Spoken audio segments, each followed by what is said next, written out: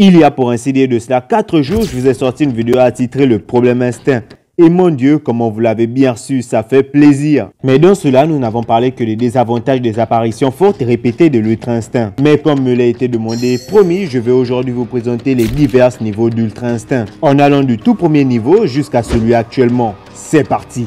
Phase 1. Pseudo-ultra instinct. Bien que ce ne soit pas une forme d'instinct, j'ai trouvé judicieux de la mettre au sein de la vidéo, même si ça n'a pas les mêmes caractéristiques que l'ultra instinct, ou même que les prémices. Ce que Kamessénine utilisa contre Jiren se comporte de manière très similaire. Ce n'est pas au même niveau que les prémices, loin de là, mais sa performance reste admirable. Il est capable d'utiliser une technique d'esquive automatique en esquivant instinctivement coup pour coup de son adversaire. Aucun changement ne s'opère au niveau de son physique, mais il fait preuve d'une concentration presque sans faille. Il s'agit tout simplement de l'état premier que Goku va bientôt affranchir pour atteindre le niveau suivant. Et on en vient, justement.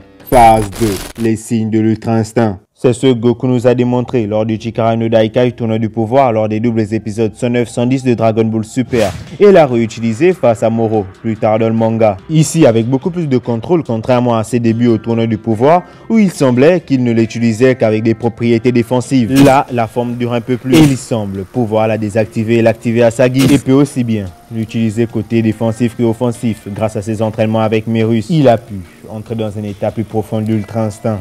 Phase 3.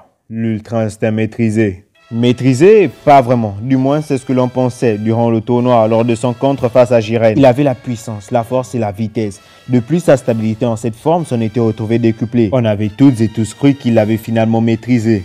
En tout cas, jusqu'à ce que son corps finisse par lâcher.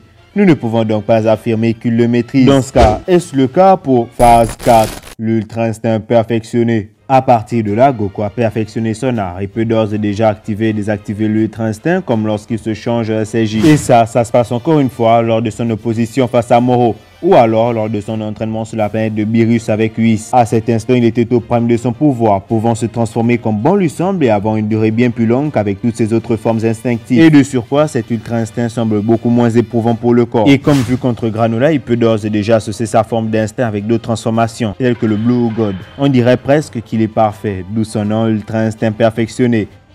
Phase 5. True Ultra Instinct. Pour parvenir jusqu'ici, Goku a dû fusionner son contrôle d'esprit et ses émotions. Il dut vouloir devenir plus fort, quitte à faire abstraction de toute attache émotionnelle au beau milieu d'une confrontation. Souvenez-vous, Whis disait à Goku qu'il devait apprendre à utiliser son ultra instinct dans toutes ses formes, et même constamment. Et c'est ça l'apogée de l'ultra instinct. Goku doit l'utiliser constamment, tel Whis. Qu'il soit en paix avec lui-même, en colère ou triste, ou même en joie, il devra garder cette forme constamment, un peu comme ce fut le cas lors de l'arc Cell avec le Super Saiyan Full Power.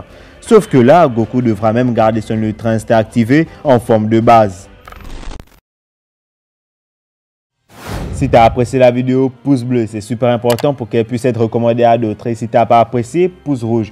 Ou alors partage-la, c'est tout aussi cool. Et je te dis à plus pour de prochaines vidéos. Ah, et surtout, n'oublie pas de t'abonner. Cette fois, je te dis à plus pour de prochaines vidéos. Tchuss, c'est Temitro, non?